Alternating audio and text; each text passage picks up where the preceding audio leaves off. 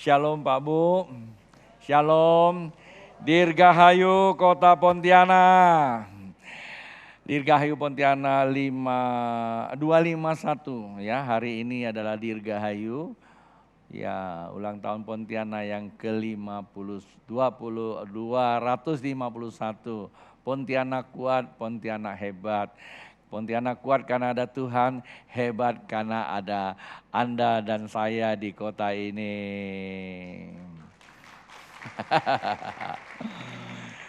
Sebagaimana firman Tuhan, lagu tadi berkata bahwa lebih baik satu hari ya itu di pelataran Tuhan ya, sebenarnya di dalam hadirat Tuhan. Daripada 1000 hari di luar, itu nyanyian Pak Bu. Tapi itu firman Tuhan sesungguhnya. Manakala kita ucapkan dengan hati kita, dari hati kita percaya dari hati yang dalam, kita sedang menebarkan, sedang mengalirkan energi kebenaran, energi ilahi di sekitar kita ini Pak Bu.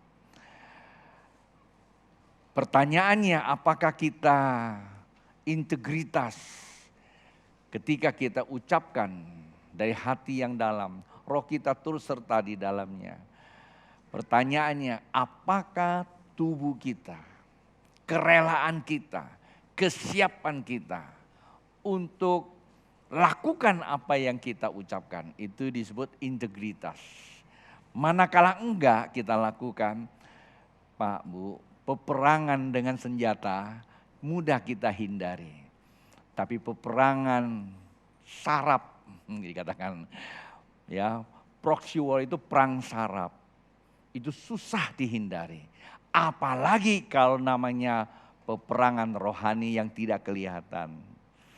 Semampu apapun kita memetakan teritorial spiritual, itu hanya asumsi semata.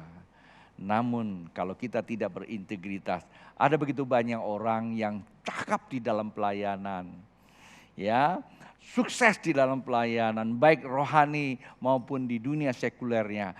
Tapi hari-hari ini kita lihat berjatuhan. Apa sebab? Karena jawaban cuma satu, tidak berintegritas. Tidak seiyah dengan sekata. Kehebatan seseorang, kekuatan seseorang adalah apa yang dapat diucapkan dan itu yang dikatakan. Mengacu kepada sabda bahagia. Tahu sabda bahagia itu di Matius pasal yang ke-5. Ada satu ayat berkata, yaitu ayat ke-37 kalau tidak salah. Yes kata ya, kata iya. Tidak kata tidak. Sekalipun nyawa taruhannya. Walaupun bertentangan dengan realita kehidupan. Iya ya kata iya, tidak ya kata tidak. Kalau kita merekayasa sesuatu keluar dari itu, berarti kita sedang masuk ke dalam perselingkuhan dengan iblis. Bahasa saya nggak gitu enak.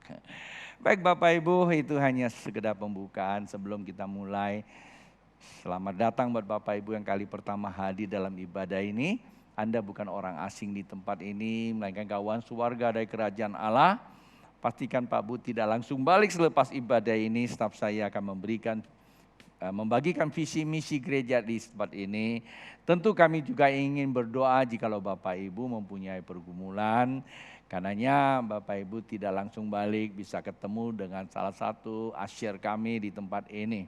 Karena demikian juga Bapak Ibu bisa hubungi kami dengan nomor telepon yang ada di banyak tempat ada nomor telepon kami. Buat Anda yang tidak sempat hadir, masih di rumah atau sedang berpergian di luar kota, di luar pulau, luar negeri, selamat bergabung dengan channel Sam 21 Church di Pontianak. Untuk beberapa kawan kita yang aktif mengikuti, salam, saya tidak sapa satu persatu, memang terlalu banyak.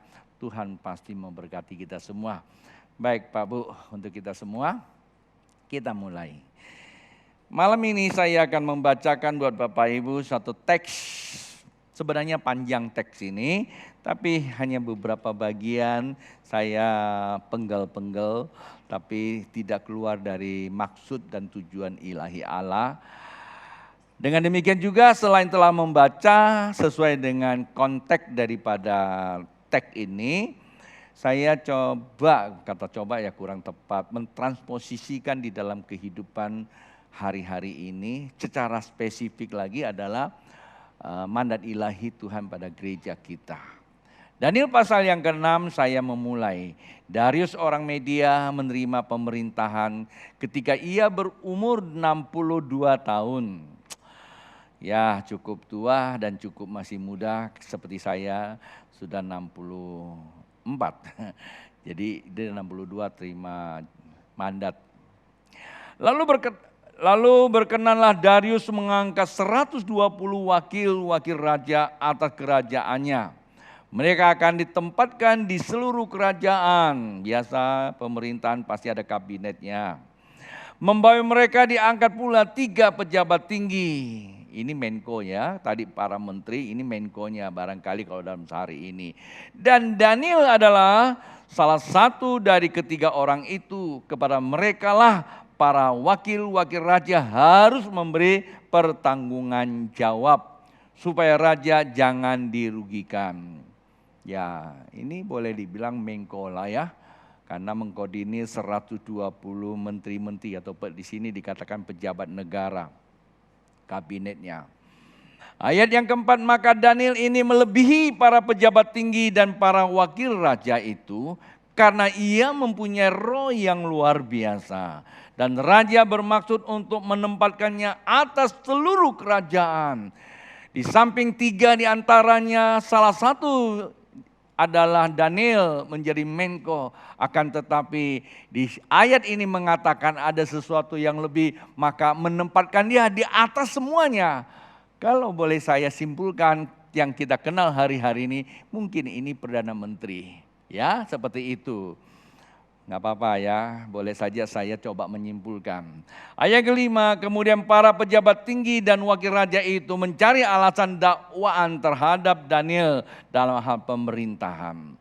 Tetapi mereka tidak mendapatkan alasan apapun atas sesuatu kesalahan. Sebab ia setia dan tidak ada didapati sesuatu kelalaian atau sesuatu kesalahan padanya. Memang tiap pejabat yang dipercaya oleh raja, didukung oleh alam, pasti itu datang dari Tuhan, ada tantangan, itu biasa. Maka Bapak Ibu kalau sukses jangan lupa ada tantangan. Tapi jangan lupa juga tiap tantangan ada kekuatan dari ilahi. Lalu bagaimana mendapatkannya? Nah ini perlu kita belajar. Ada hadis ini maupun di rumah. Ayat 6, maka berkatalah orang-orang itu, kita tidak akan mendapatkan suatu alasan dakwaan terhadap Daniel ini. Kecuali dalam hal ibadahnya kepada Allah. Ya memang orang baik nggak ada celah buat untuk menjatuhkan. Kalimat yang paling indah itu adalah di ayat yang kelima itu ada satu kata ia setia. Kata kesetiaan itu disebut dalam bahasa aslinya emonah. Emonah adalah kekuatan Tuhan menyertai. Dan sebenarnya itu disebut kasih setia ya dalam bahasa asli. Nah, kasih setia atau kesetiaan. Maka dalam bahasa Yunaninya disebut apa? Pisti ya, kurang lebih begitu karena saya bukan ahli bahasa, saya cuma baca-baca. Dari situlah ada bahasa Inggris yang namanya faithful. Seperti itu ya. Artinya faith itu iman, full itu adalah sepenuhnya. Ya bahasa secara literal seperti itu. Tapi kalau kita mengkonstruksikan yaitu artinya memiliki iman sampai akhirnya. Nah itu yang digambarkan oleh Tuhan Yesus. Dia bilang apa? Setia sampai mati. Nah orang ini ya dicari celahnya yang enggak ada. Ya kan, coba kalau di tengah kita ada seperti itu, dicari celahnya, walaupun tanda petik, gak enak ya kalau saya ngomong gitu ya. Ya tapi kan memang bukan rahasia, walaupun disinyalir ijazahnya palsu, dicari sana cari sini, nggak perlu dibela kebenaran, kenyataannya memang dia punya ijazah, yaitu adalah Bapak Presiden kita, ya kan, betul nggak? Orang kalau benar dicari sana cari sini nggak akan mungkin dapat digeser. Sebab karena dia memang orang benar. Ya, udah kita enggak usah masuk politik terlalu dalam walaupun kita sedang menuju pintu tahun politik atau gerbang. Ayat ketujuh, kemudian bergegas-gegaslah para pejabat tinggi dan wakil raja itu menghadap raja serta berkata kepadanya, "Ya Raja Darius, kekalah hidup tuanku. Semua pejabat tinggi kerajaan ini, semua penguasa dan wakil raja, para menteri dan bupati telah mufakat supaya dikeluarkan kiranya suatu penetapan raja dan ditetapkan suatu larangan agar barang siapa yang dalam 30 hari menyampaikan permohonan kepada salah satu dewa atau manusia kecuali kepada tuanku raja, maka ia dilemparkan ke dalam gua singa." Jadi cari celah-celah nggak ada. Ternyata ada satu, dia suka ke gereja. Maka dikasih hujan supaya dia tidak ke gereja. Benar juga dia nggak ke gereja karena hujan. Tapi lain dengannya. Dan ini pastor mau ngomong apa, nyindir ya? Enggak lah, kan namanya juga coba-coba dekat-dekatkan kan. Kira-kira gitu loh ya. Jadi dicari-cari celahnya nggak ada. Tapi ada satu, karena dia rajin ibadah. Nah, lewat ibadah ini kita jebak dia supaya dia dipersalahkan. Memang tidak ada, yang lain tak bisa dipersalahkan, cuma satu aja, kecintaan dia kepada Tuhan. Dia selalu beribadah kepada Allah Yahweh. Dibuatlah peraturan, ya, kita terus lagi. Oleh sebab itu, ya Raja, keluarkanlah larangan itu dan buatlah suatu surat perintah yang tidak dapat diubah menurut undang-undang orang Media dan Persia, yang tidak dapat dicabut kembali. Itu dia. Sebab itu Darius membuat surat perintah dengan larangan itu. Ya, demi didengar Daniel bahwa surat perintah itu telah dibuat, pergilah ia ke rumahnya. Dalam kamar atasnya ada tingkap-tingkap yang terbuka ke arah Yerusalem. 3 kali sehari ia berlutut berdoa serta memuji Allahnya seperti yang biasa dilakukannya. Bu, kalau kita baca seakan-akan ketika surat perintah larangan dikeluarkan, bandel tuh si Daniel. Tetap juga dia berdoa. Bukan. Dan dalam ayat 11 ini memperlihatkan kepada kita ini kebiasaan dia. Ada atau tidak larangan buat dia nggak ada persoalan. Justru karena ada sebuah kebiasaan yang tidak akan pernah dibatalkan, tidak akan pernah dia lalai. Itu kesetiaan dia, salah satu kesetiaan dia yang tidak mungkin dia lalai. Maka lewat itulah dibuat surat larangan, supaya ketika dia setia kepada apa yang dia lakukan untuk Tuhan Yahweh-nya, ya, Tuhannya dia, maka lewat itulah dia akan ditangkap. Benar. Ketika larangan itu dibuat oleh Darius, kemudian mereka lihatin terus apakah larangan ini keluar. Dia tidak bersembahyang. Kalau dia tidak bersembahyang, bebas dia nggak ditangkap. Oh, kemenangan buat Daniel, kemenangan buat Daniel, tapi kematian buat imannya. Apa sih ini kalau kita mau simpulkan? Ya, hari-hari ini ada begitu banyak halangan buat kita datang kepada Tuhan. Ya Pak ya? Ada begitu banyak. Ada begitu banyak alasan buat kita tidak pergi untuk beribadah. Oleh sebab itu Pak Bu, Daniel sebagai salah satu orang yang diangkat di dalam Alkitab untuk memperlihatkan kepada kita bagaimana ada orang yang setia. Kata kuncinya di situ. Apa yang diucapkan dan itu yang dilakukan. Lebih baik, gimana? Satu hari, gimana nyanyinya? Lataranmu daripada 1000 hari. Coba tanya sampingnya, masa iya? Kenapa kekristenan kita tak berdaya? Pandai kita bersilat kata, memuji dengan air mata. Tapi kenyataan keluar dari gereja, kita lupa apa yang kita ucapkan. Alam semesta menuntut apa yang kita katakan, Pak Bu. Tanpa ada kesetiaan, tanpa integritas, maka apa yang kita kerjakan itu akan menjadi lemah. Walaupun itu sudah ada di depan mata kita. Dari hitungan secara matematik, secara ilmu sosial, ini pasti gue punya nih. Tapi begitu tangan mau menggapainya, dia lepas lagi bagaikan fata morgana. Lalu kita akan menyimpulkan satu kata, kok sial banget hidup gue ini. Nah, pada saat kita sudah memulai prediksi diri kita sial, maka kita akan sial. Siapa yang bikin kita sial? Nggak ada. Alam semesta harus tunduk kepada anak Tuhan. Allah nggak pernah rencanakan kecelakaan. Siapa? Karena dia Tuhan atas dirinya yang Tuhan percayakan telah berucap pada dirinya sial, maka dia akan sial. Itulah sebabnya Bapak Ibu, pemahaman firman Tuhan lebih baik daripada banyak uang. Bukan berarti tidak boleh punya uang. Pemahaman firman Tuhan lebih baik daripada ilmu pengetahuan. Bukan berarti ilmu pengetahuan tidak diperlukan. Saya berani berkata seperti ini karena saya punya ilmu pengetahuan. Dan ilmu pengetahuan yang saya miliki tidak bisa nolong saya. Maka saya kesasar juga jadi pendeta. Ya. Kenapa? Karena memang pengetahuan saya tidak bisa menolong saya. Kekayaan saya tidak bisa menolong saya. Jabatan saya tidak bisa menolong saya. Walaupun usia saya pada waktu saya kenal Tuhan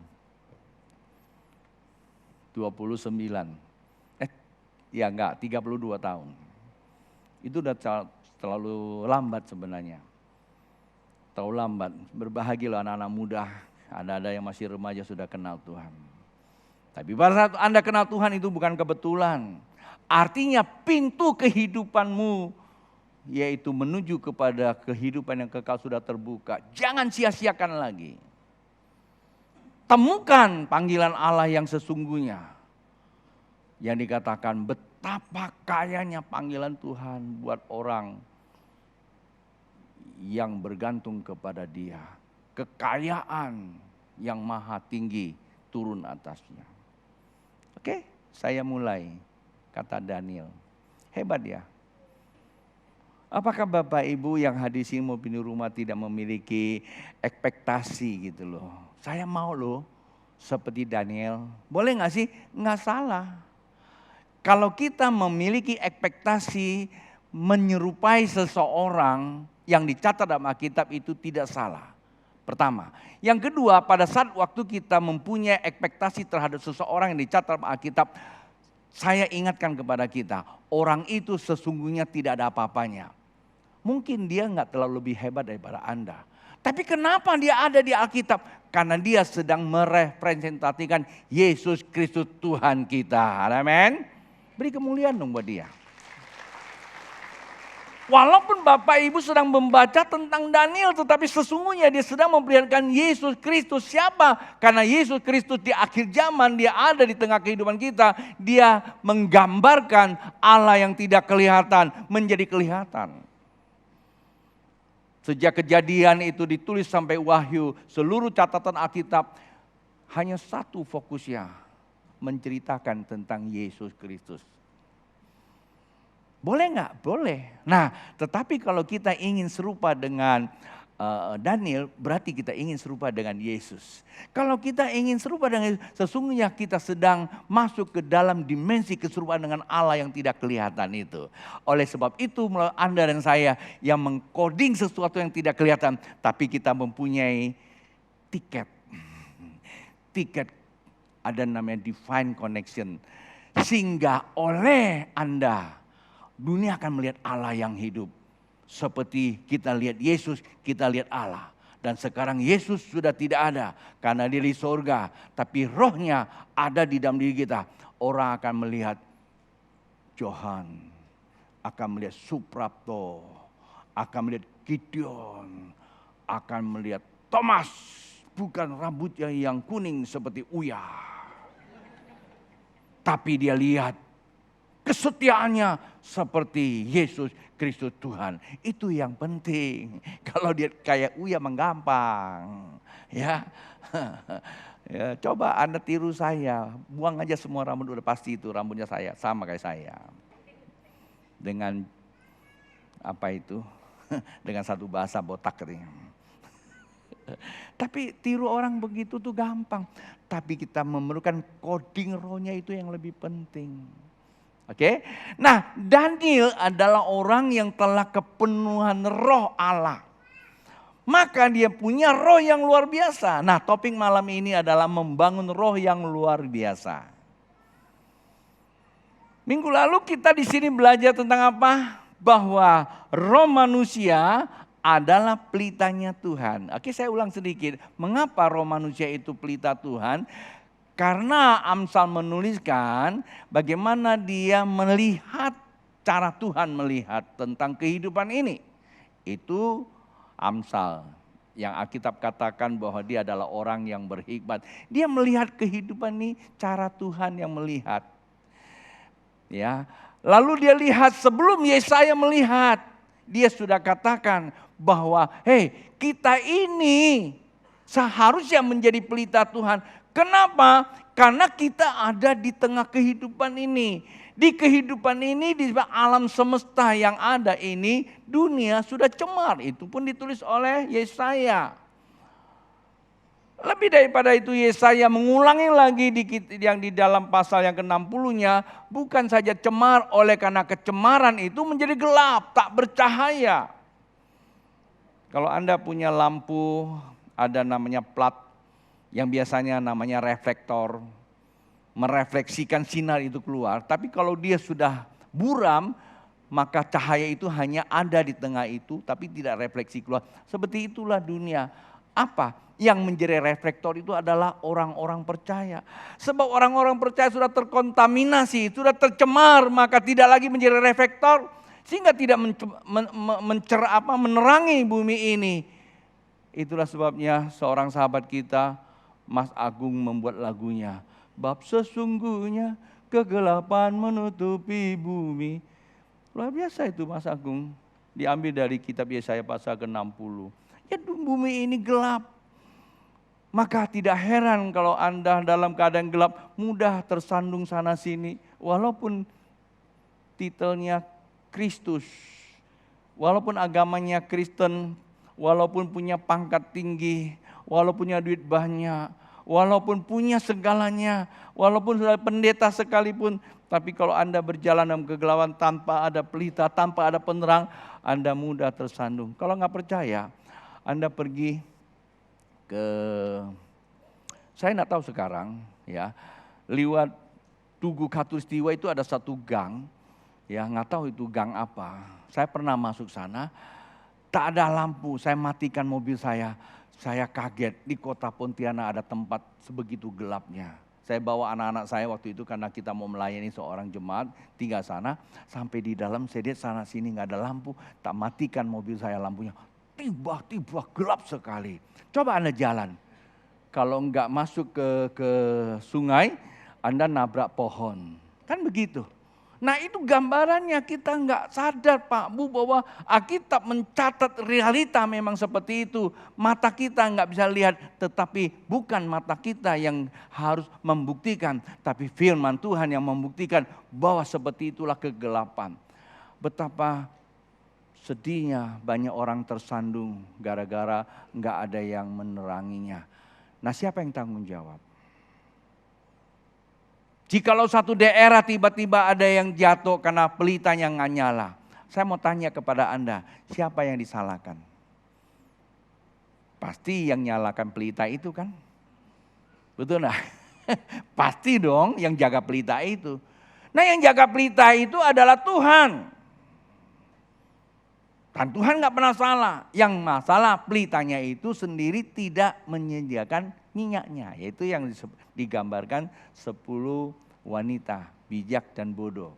Yang bijak dia siapkan minyak. Dan yang bodoh nggak ada minyak. Kalau nggak ada minyak datang itu api. Ya hancurlah dia, kebakar. Coba Anda di rumah kalau ada pelita atau ada apa kayak gitu yang ada sumbunya. Nggak ada minyak, Anda nyalakan api. Ya habis kemakan dia punya sumbunya. Bisa-bisa meledak kebakaran di situ. Kalau ada minyak dia akan nyala terus. Sama, apa itu minyak? Minyak itu Roh Kudus. Api itu apa? The power of God. Itu aja sih sebenarnya. Nah, Daniel memiliki minyak, yang memiliki roh yang luar biasa, maka api Tuhan itu kuasa Tuhan itu bekerja. Minyak itu gambaran Roh Kudus. Roh Kudus itu bicara karunia. Maka dikatakan hendaklah biarlah rohmu menyala-nyala, layanilah Tuhan. Kalau Anda, Bapak Ibu, kalau mengaku sudah penuh Roh Kudus, kita orang karismatik itu paling pandai. Selalu beranggapan kita penuh Roh Kudus. Saya tidak mengharamkan, saya juga tidak mengatakan itu salah. Bahwa kalau kita mengaku penuh Roh Kudus, is okay. Lalu buktinya apa? Oh, buktinya bisa bahasa roh. Coba ke gereja, aduh salah satu buktinya bahasa rohnya hirup pikuk. Bahkan terkadang kita memancing, ayo kita semua bahasa roh. Dan membuktikan kita karismatik. Salah enggak? Saya tidak mengatakan salah atau tidak salah. Tapi saya katakan apalah artinya kita berbahasa roh sementara kita tidak bercahaya. Roh Kudus itu kalau kita mengaku penuh roh, berarti roh itu berhubungan dengan apa? Karunia-karunia roh. Kalau Bapak Ibu orang karismatik, untung saya ini gembala di sini karismatik. Kalau saya pengkhotbah undang besok saya ditendang keluar. Karena saya sedang sepertinya lagi menjatuhkan karismatik. Kalau kita orang karismatik berani mengaku sudah penuh Roh Kudus, buktikan karunianya. Kan begitu. Karena memang roh itu bicara tentang karunia Pak, Bu. Bapak itu bicara kuasa, sumber. Itulah sebabnya dikatakan ketika Roh Kudus turun atas para murid di waktu Pentakosta. Maka Alkitab katakan Roh Kudus memenuhi, ia menerima kuasa Allah. Jadi hadirnya Roh Kudus di dalam kehidupan kita itu karunia. Karunia tak ada daya kalau nggak ada kuasa. Kalau Anda bicara tentang Roh Kudus berarti bicara karunia. Kalau bicara Bapa di surga itu bicara kuasa. Lalu kalau kuasa ada pada diri kita, lalu ada karunia. Bagaimana kita mengeksekusikan, bagaimana kita merealisasikan ke dalam kehidupan, kita perlu hati Tuhan, yaitu hati Yesus. Kalau Anda dan saya bicara, saya milik Kristus, saya murid Kristus, berarti kita rela seperti Yesus keluar, pergi, ulurkan tangan kita kepada orang. Itulah pelayanan, Pak Bu, melayani bukan sekedar cuma di gereja. Itu pun tidak diharamkan. Saya ngomong begitu maaf ya, jangan anggap bahwa wah saya lagi nyidik. Enggak, Anda bisa main musik, Anda bisa nyanyi, Anda bisa khotbah, it's okay. Tapi itu pelayanan manusia ke manusia. Itu pekerjaan Tuhan. Tapi yang dimaksud melayani Tuhan itu adalah nangkap isi hati Tuhan, mengkoding pikiran perasaan Tuhan. Yang dikatakan Filipi pasal yang kedua ayat 5. Kita mengkoding pikiran perasaan Tuhan. Maka kita akan seperti Yesus yang dia adalah serupa dengan Allah. Tidak mengenakan kealahan. Dia turun menjadi manusia. Mengambil rupa manusia. Jadi hamba. Buat apa itu hamba? Bukankah di KPG sudah diajarkan hamba? Kata hamba eksistensi adalah melakukan segala sesuatu, menjawab kebutuhan orang banyak sampai tuntas. Ketika saya mendapat mandat ilahi, hati saya selalu berteriak ketika saya tidak bicara sama teman-teman pendeta. Isu saya bukan khotbah untuk jemaat tahun ini. Isu saya cuma hanya bertemu dengan teman-teman hamba Tuhan. Supaya saya bisa berbagi apa yang Tuhan berikan kepada saya. Kalau saja di tengah-tengah mereka ada yang dibangkitkan seperti almarhum Om Yos. Hanya itu. Saya memang suka dengan demonstratif di keramaian ribuan orang. Suka juga. Tapi bukan itu. Walaupun itu saya tidak haramkan.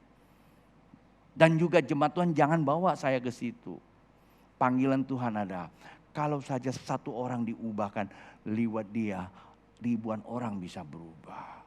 Kalau Bapak Ibu yang hadir di sini berubah, maka rumah tanggamu akan berubah. Kalau rumah tanggamu berubah, duniamu berubah. Perubahan bukan kita usahakan keluar, tapi perubahan itu dimulai mengusahakan dari dalam. Nah, itulah Daniel. Mengapa Daniel bisa begitu hebat dipakai? Selain menjadi Menko dan dia juga jadi Perdana Menteri. Jawabannya cuma satu, dia punya roh yang luar biasa. Apakah Bapak Ibu mempunyai kerinduan seperti Daniel? Kita mau coding apa yang dia perlihatkan, mikir roh yang luar biasa. Pak, Bu, roh yang luar biasa. Alkitab katakan peran itu penting sekali. Itulah sebabnya dikatakan bahwa bagaimana roh itu bisa luar biasa. Roh itu perlu dibangun pertama. Kedua, perlu ditumbuhkan. Kebangunan rohani itu berbicara personal. Sekali lagi, kebangunan rohani itu bicara personal. Hubungan Anda dengan Tuhan. Seperti Daniel. Dalam kondisi apapun dia tidak lepaskan komitmen dia kepada Tuhan. Itulah kebangunan rohani. Tetapi untuk pertumbuhan rohani itu berbicara komunal. Ketika kita rohnya sudah dibangunkan, kita nggak akan mungkin hidup secara eksklusif. Hanya kelompok kita aja. Enggak mungkin Pak Bu. Kalau kita sudah dibangunkan roh kita, maka hidup kita inklusif. Kita selalu open mind, terbuka pikiran kita. Kita menghargai orang lain supaya kita bisa memformat ulang. Kita bisa progres kembali cara berpikir kita. Dari satu arah ke arah yang lebih maju. Dari satu keadaan yang lebih maju lagi. Itulah orang yang sudah bertumbuh rohnya. Kerohaniannya. Maka itulah saya mau katakan bagaimana Daniel rohnya bisa luar biasa. Yang pertama di ayat ke-11. Dalam kondisi apapun hubungan kepada Tuhan itu tidak pernah berhenti Pak Bu. Kalau dulu Daniel hubungan sama Tuhan, dia 1 hari 3 kali seperti biasanya kiblatnya ke Yerusalem. Karena memang ada perjanjian keabadian di situ. Tuhan dengan Daud Salomo. Di tempat ini ketika dia bangun namanya Bait Allah. Kepada siapa saja yang mengalami masalah, dia berdoa arah ke Yerusalem, maka Bapa di sorga akan menjawab. Itu menjadi perjanjian Pak Bu. Kita orang percaya juga punya perjanjian. Anda berdoa, arah ke Yerusalem. Beli Kompas.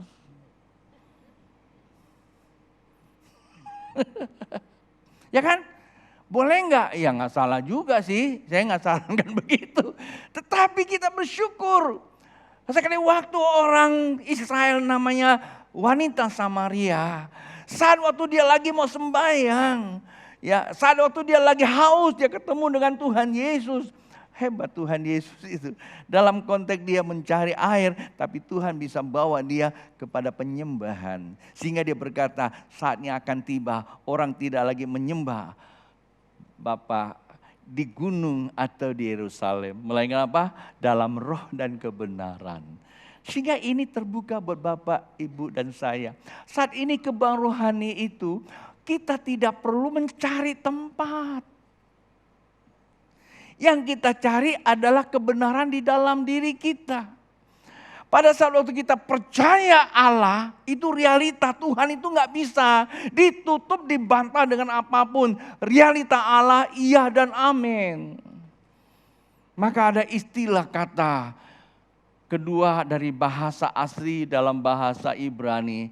Tadi emona. Adalah kesetiaan. Turun satu tinggal lagi namanya emet. Itu arti kata iya dan amin. itulah iman. Ya, itulah iman, emet namanya.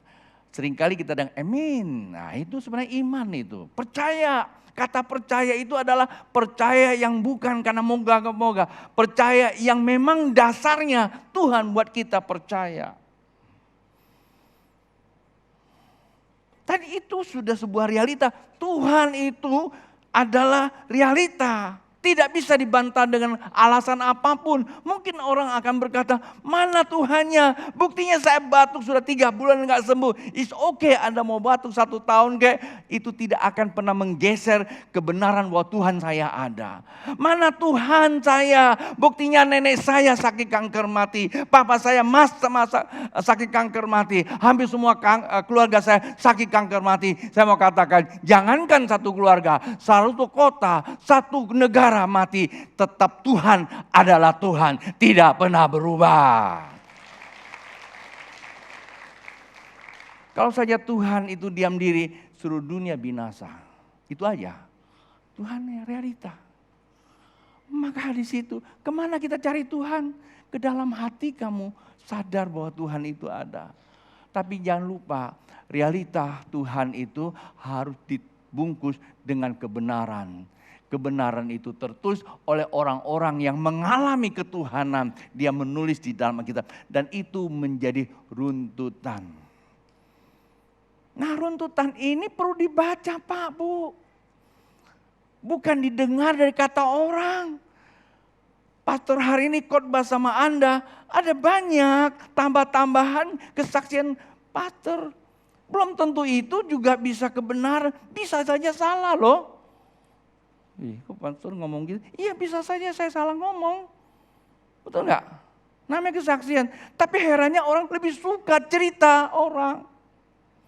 Saya cerita sama Anda. Tadi sebelum saya datang. Saya merem mata sebenarnya, tiba-tiba saya masuk surga. Pasti Anda keren tuh dengarnya. Ada apa tuh B? Ada apa B? Ada apa pastor? Saya ketemu Tuhan Yesus. Tuhan Yesus bawa saya ketemu Pak Yoslamel. Lalu Pak Yoslamel ajak saya makan dulu di sana. Makanan surga lebih enak daripada makanan istana. Karena pas saya pernah ke istana juga. Kalau makanan istana itu koktilnya ya manisnya sampai tetes terakhir. Saya pernah dibawa masuk istana gitu. Saya cerita seperti itu. Pak Bu, benar nggak?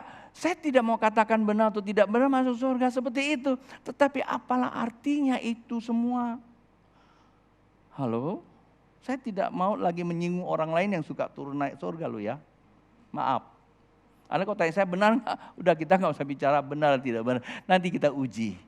Yang kemarin kita sering dengar di TV kan. Siapa yang salah? Siapa yang salah? Nggak usah bicara siapa yang salah. Kita uji di pengadilan. Apapun pendapat orang kita uji pada saat Yesus datang aja sudah. Tapi saat saya masih boleh diizinkan untuk menyampaikan kebenaran, saya akan katakan itu bukan urusan kita. Sorga itu urusan Bapa di sorga. Urusan kita adalah jalankan perintahnya di bumi ini. Maka engkau akan merasakan sorga ada di bumi. Haleluya. Itu aja. Pak Bu, kalau kita masuk hadirannya lebih indah. Lebih indah saya mau katakan. Hadirat itu adalah menyatakan surga di bumi. Nah itu yang terpenting. Hubungan pribadi masing-masing. Percaya dari hati yang dalam. Lihat Tuhan itu di depan Anda. Bukan di belakang, bukan jauh. Jangan cari sana, cari sini, cari gara-gara lama-lama. Terlalu banyak cara kita memenuhi hati kita, pikiran kita dengan banyak asumsi-asumsi. Maka seringkali terjadilah namanya konflik kehidupan. Itu yang pertama. Masuk dalam kamar kata Alkitab.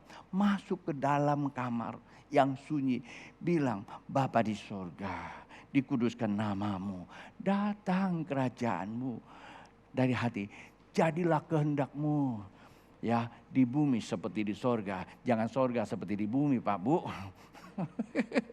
Sorga seperti di bumi saya punya mobil, mobilnya Mercedes. Wah saya di sorga, Mercedes juga tapi terbuat dari emas.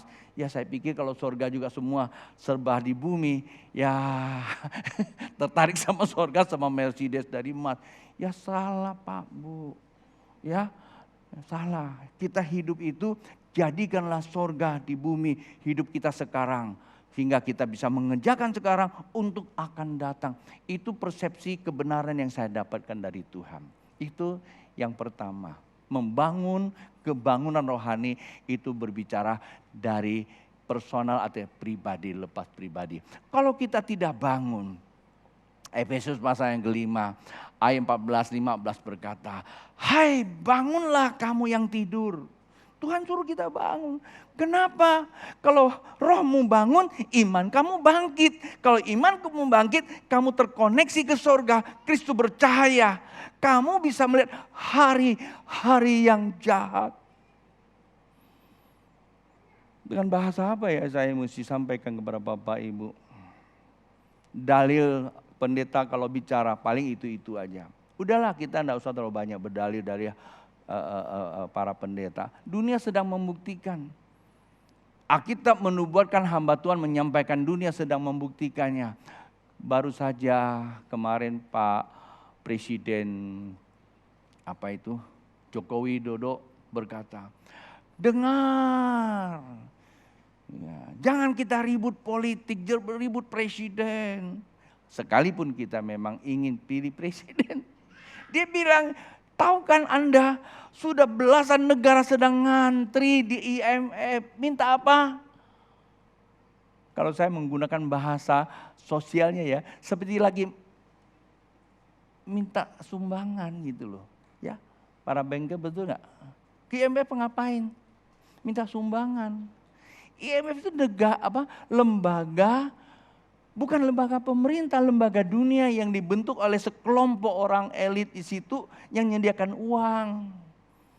Dan 60 sekian negara sedang menanti giliran. Artinya dunia sedang mengalami sebuah masa yang begitu sulit. Itulah sebabnya adalah hari ini jahat. Tanpa kita sadar kita terjebak kepada kejahatan. Kita hidupnya hanya egosentris. Maka kita perlu ada koneksi ke atas supaya bercahaya. Dan yang kedua, yang terakhir. Dia ketik 23. Ini bicara, yang pertama bicara kebangunan rohani. Yang kedua bicara apa? Pertumbuhan rohani. Pertumbuhan rohani itu bukan bicara komunal, bukan bicara personal, tapi bicara komunal.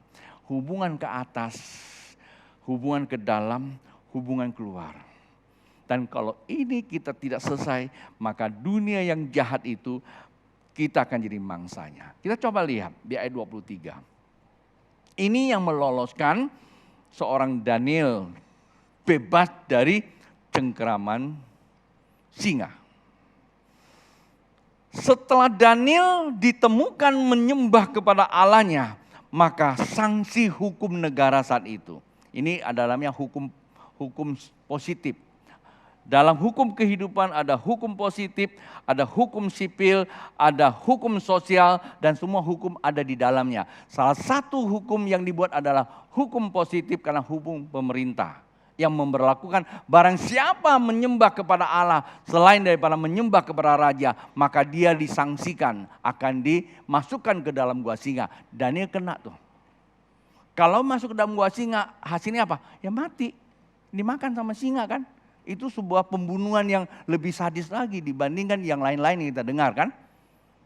Tapi orang benar, kamu tidak usah takut. Saya baca dulu baru kita simpulkan sedikit lalu kita tutup dan kita berdoa. Ayat 23 berkata, Allahku telah mengutus malaikatnya untuk mengatup mulut singa-singa itu. Sehingga mereka tidak mengapa-apakan aku karena ternyata aku tak bersalah di hadapannya. Tetapi juga terhadap Tuanku, ya Raja, aku tidak melakukan kejahatan. Kalau Anda baca dari ayat sebelumnya bahwa Raja itu saat mengeluarkan titah karena aturan para pejabat dibuat. Lalu yang melanggar adalah Daniel. Daniel Perdana Menteri. Tahu nggak? Pada waktu dikenakan hukuman, raja itu nggak bisa tidur loh. Dia mikirin sampai dia puasa. Ya, orang kafir puasa loh. Buat siapa? Buat Daniel. Dia puasa sepanjang malam, nggak bisa tidur. Lalu pagi-pagi dia datang Pagi-pagi dia datang ke gua singa. Dia bilang, "Hei Daniel, Allahmu sanggupkah menolongmu?" Lalu ayat ini mengatakan, "Iya Tuhanku Raja.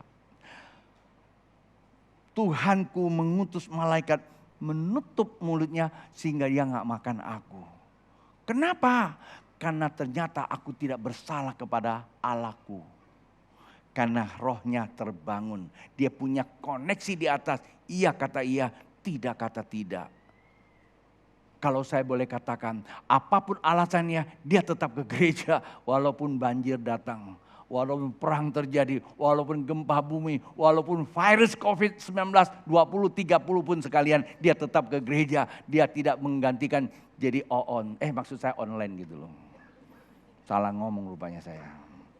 Sekarang kan lebih banyak orang begitu kan.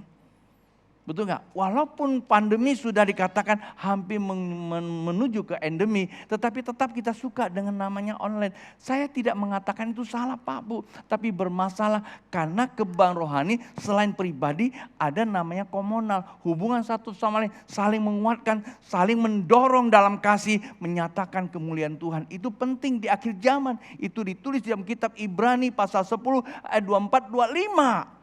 Hendaklah di hari-hari yang jahat engkau jangan menjadi orang apa? Kebiasaan. Yang melalaikan panggilan ilahi. Kita gak akan mungkin keluar kalau di dalam kita gak beres gitu loh. Nah, apa maksudnya? Yang pertama dengan Allah dia beres. Semua persoalan dengan Allah dia beres. Demikian juga terhadap Tuhanku, aku tidak bersalah.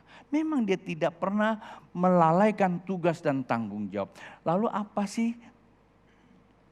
pelajaran apa yang kita dapatkan untuk hari ini? Hubungan ketuhanan itu pribadi masing-masing harus komitmen. Baca Alkitab dan menyembah dan berdoa. Ini hubungan pribadi kita. Konsisten dan konsekuen. Tidak usah disuruh dari hati yang dalam. Yang kedua, hubungan kita tidak bersalah kepada Tuhan. Mandat ilahi Allah tidak kita lalaikan. Contohnya apa? Saya ambil contoh yang sederhana. Yaitu seperti yang dikatakan Alkitab. Mandat ilahi itu amanat agung. Kenapa amanat agung itu harus kita lakukan? Pergi jadikan semua bangsa muridku. Pak, Bu, apakah itu berasumsi bahwa penuhi gereja? No. Karena Tuhan tahu bahwa dunia sedang dilanda kegelapan. Kalau mereka tidak jadi murid Kristus, maka mereka menjadi mangsanya dunia atau singa atau kegelapan. Untuk dia bisa lepas dari mangsanya dunia, kejahatan dunia, kekejaman dunia atau kehancuran dunia, maka tidak ada cara lain dia jadi murid Kristus. Maka siapa yang akan menjadi menyampaikan energi ini? Yaitu orang-orang yang percaya. Setiap orang yang percaya kepada Kristus, maka dia punya tanggung jawab kepada Tuhan. Tak kala kita tidak datang ke sana, kita melakukan dua kesan. Pertama, salah kita lalaikan mandat ilahi. Kita nggak lakukan mandat ilahi. Kita telah melanggar hukum perintah Allah. Kedua, kita bersalah kepada mereka-mereka yang binasa. Pak, Bu, di luar sana ada begitu banyak orang yang letih, lesu, lelah, nggak tahu kemana mencari. Kalau saya boleh meminjam saya, ya 32 tahun yang lalu Pak, Bu, kurang lebih lah ya. Saya itu tidak tahu kemana saya harus pergi. Saking saya sudah cari sana, cari sini untuk menolong diri saya. Uang saya, kemampuan saya, relasi saya nggak bisa nolong saya. Walaupun dokter ada, segala macam fasilitas ada, saya tetap hidup di dalam seperti apa? Orang yang dikekang, dikurung. Semua potensi saya hilang. Lalu hanya satu, saya berteriak, ya Tuhan apa dosa saya? Ini saya Pak, Bu. Saya mau tanya kepada Bapak Ibu, berapa banyak orang di luar teriak-teriak seperti itu? Siapa yang bisa menjawab teriakan mereka? Kalau bukan kita yang mendapatkan mandat ilahi. Manakala kita tidak pergi, kita sudah melanggar mandat Tuhan. Yang kedua, kita berhutang kepada mereka. Mungkin kita tidak tahu kapan kita akan diperhadapkan. Tetapi yang jelas Alkitab pada saat Yesus datang, semua orang-orang yang menjadi tanggung jawab kita akan dijejer di depan kita. Saya menutup ibadah ini dengan beberapa kesaksian. Yang pertama ada seorang bapak. Biasa kita ada buku AA. Buku AA itu suruh isi. Didoakan. Siapa yang terpetik dalam pikiranmu, namanya diisi, didoakan. Buat apa? Waktu kamu doakan, kamu visualisasikan, kamu lihat orang itu. Cara Tuhan melihat dia, menyelamatkan dia. Mungkin itu orang tuamu, mungkin itu suamimu, mungkin itu istrimu, mungkin itu juga mertua kamu. Mungkin banyak kemungkinan. Doakan mereka. Dan bapak ini melakukan. Satu hari dia rasanya kepengen telepon orang itu. Ini kesaksian dia. Dia kepengen telepon orang itu. Tapi dia gak nelpon. Sampai satu hari kepengen pergi itu, lihat dia, besuk dia. Dia gak pergi juga. Berapa hari kemudian dia dapat WA, orang itu sudah meninggal. Waktu kita di Haji Abbas, setiap hari saya suka nanya teman-teman. Anda lihat berapa banyak masuk, kantor kita kan banyak tuh. Pangkalan terakhir itu. Ya kan? Ada berapa? Kan ketahuan. Saya tanya, mereka yang masuk ke sana mati tanpa Tuhan, siapa yang tanggung jawab?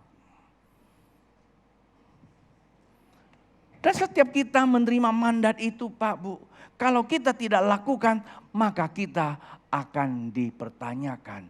Itulah yang disebut mandat ilahi. Saya mau katakan kepada Bapak Ibu, kalau kita bersalah kepada Tuhan dalam hal mandat ilahi, dan kita bersalah kepada mereka yang seharusnya menerima keselamatan, maka orang seperti itu dia tidak sanggup menghadapi tantangan dunia. Daniel bisa menghadapi tantangan singa karena dia tidak bersalah. Dia jalankan mandat Tuhan. Terhadap sesama tugas dia beres. Iya kata iya, tidak kata tidak. Kita begitu gampang berjanji tapi tidak kita tepati.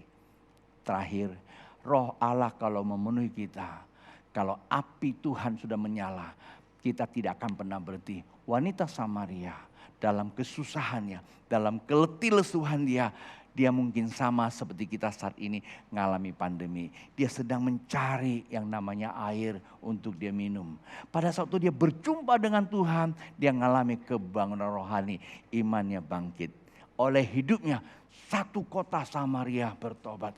Dan Tuhan menghendaki itu terjadi di dalam kehidupan kita.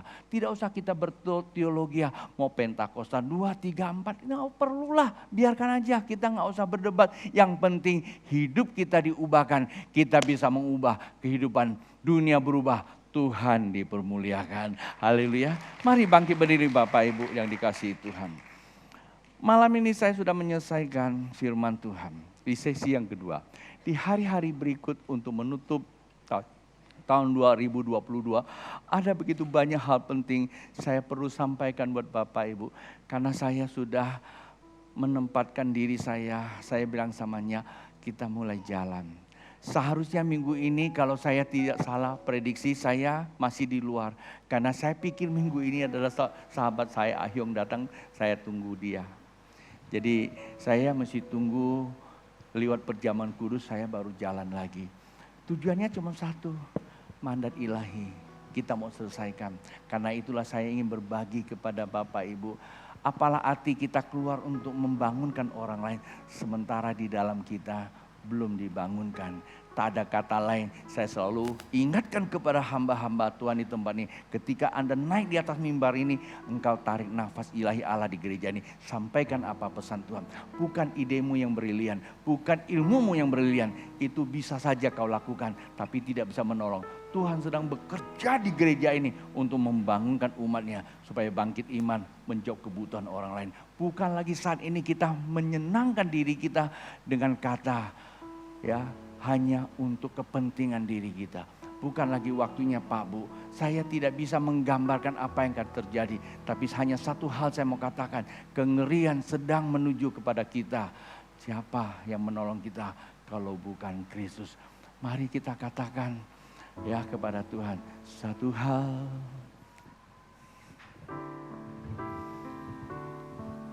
Satu hal yang terindah di dalam hidupku,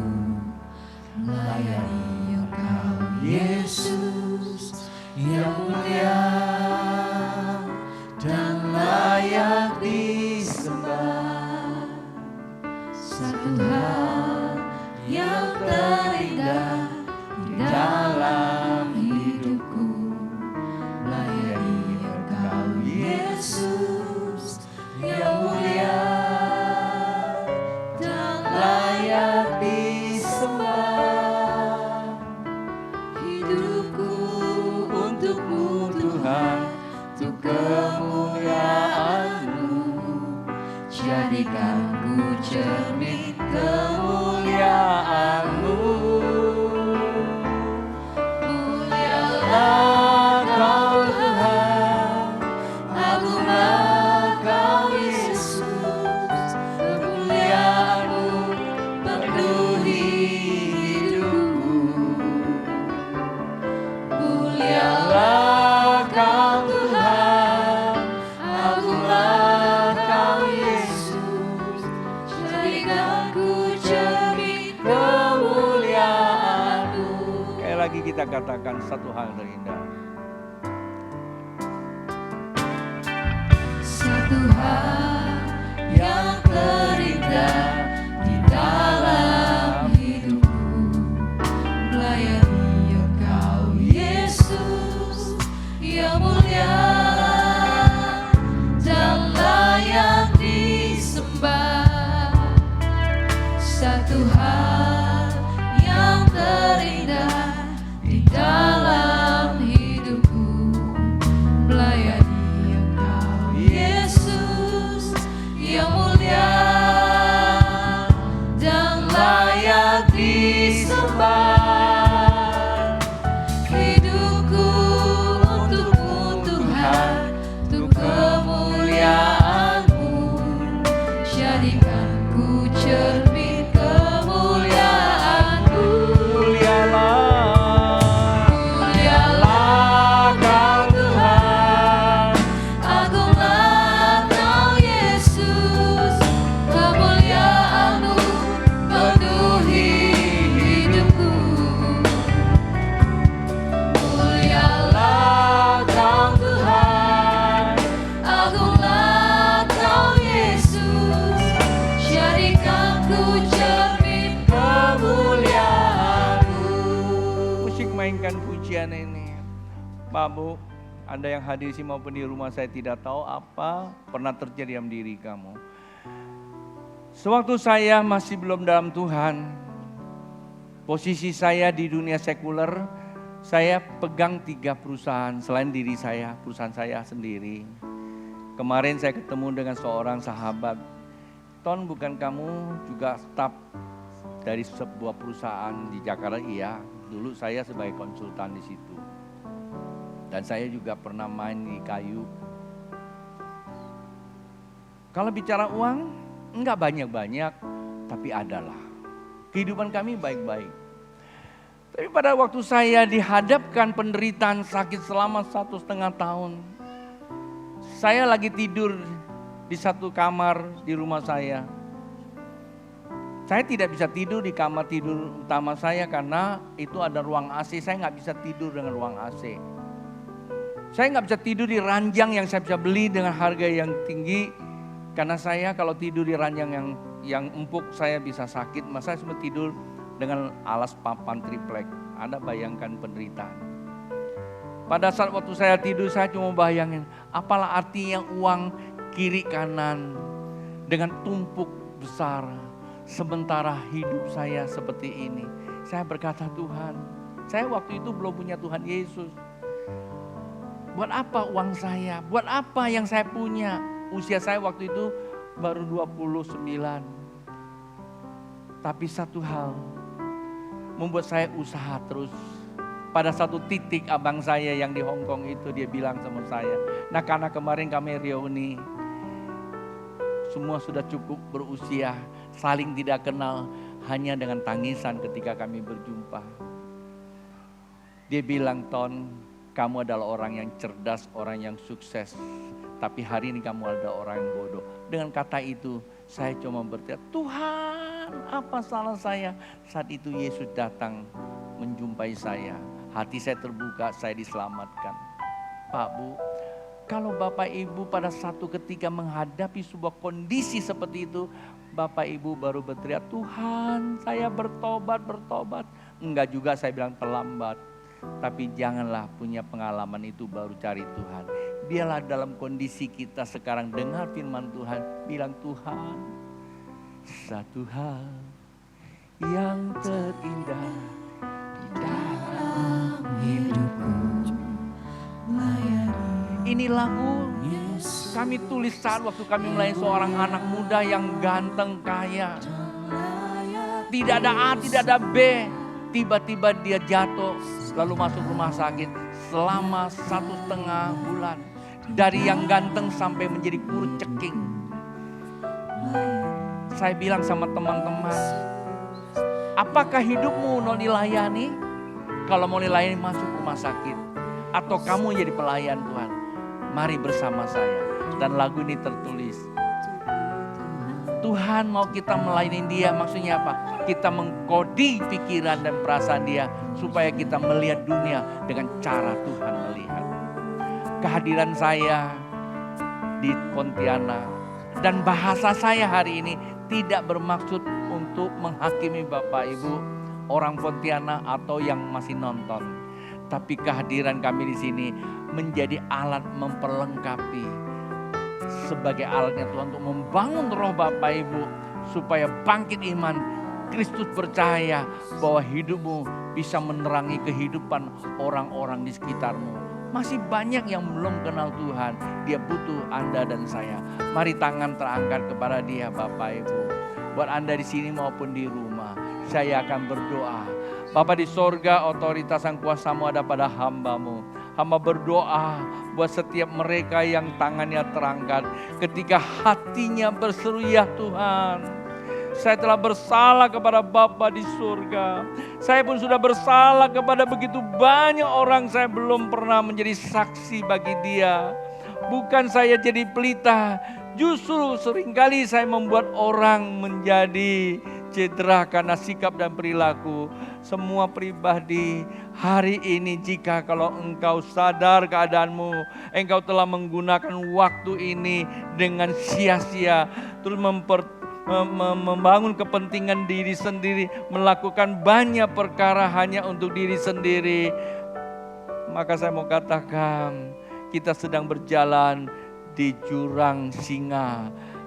Iblis bagaikan singa yang mengaung-ngaung, yang sedang mencari mangsanya. Jangan sampai kita jadi mangsanya sebagai anak terang.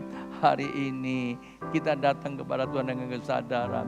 Bapak Ibu yang tangan terangkat, Tuhan, mereka yang tangan terangkat di ruang ini maupun di rumah, hamba berdoa pengurapan-Mu turun atas mereka. Terjadilah kebangunan rohani di dalam setiap diri mereka. Maka iman mereka bangkit. Kristus bercahaya. Jikalau saja mereka saat ini sakit, penyakit yang sedang diderita, tentulah ada kesembuhan. Ketika mereka sedang menghadapi persoalan rumah tangga, ada jawaban. Ketika mereka sedang dihadapkan persoalan pekerjaan, usaha, bisnis, dan keuangan, tentu ada terobosan. Dan segala persoalan yang tidak hamba sebutkan satu persatu dan yang mereka alami, ketika roh mereka terbangun, iman mereka bangkit, Kristus bercahaya, masalah mereka bukan lagi menjadi masalah mereka, itu menjadi masalah Allah. Dan ketika Allah turun tangan, segala persoalan diselesaikannya, sehingga nama Tuhan dipermuliakan lewat kehidupan anak-anak Tuhan. Terima kasih ya Bapa. Mau berdoa buat semua jemaat Tuhan di sini maupun di luar sana. Jemaat yang dikasihi Tuhan dan yang saya kasihi, ibadah kita pun saya akan tutup. Siapkan hatimu memberikan persembahan dan pengembalian, perpuluhan, persembahan kasih khusus, persembahan misimu, dan semua engkau persiapkan, beri sesuai dengan tuntunan ilahi dari Tuhan. Maka apa yang engkau beri, Tuhan memperhitungkannya. Mari tangan kita terangkat. Jemaat yang dikasihi Tuhan dan saya kasihi, ibadah sudah selesai. Dan sekarang pulanglah membawa berkat, kasih karunia, kasih setia Allah Bapa, cinta yang dalam dari Yesus Kristus diberikan kepada Anda dan saya di dalam persekutuan Roh yang Kudus, membawa kita sampai Yesus datang kedua kali. Yang percaya katakan amin. Tuhan memberkati, selamat malam, selamat berhari Minggu.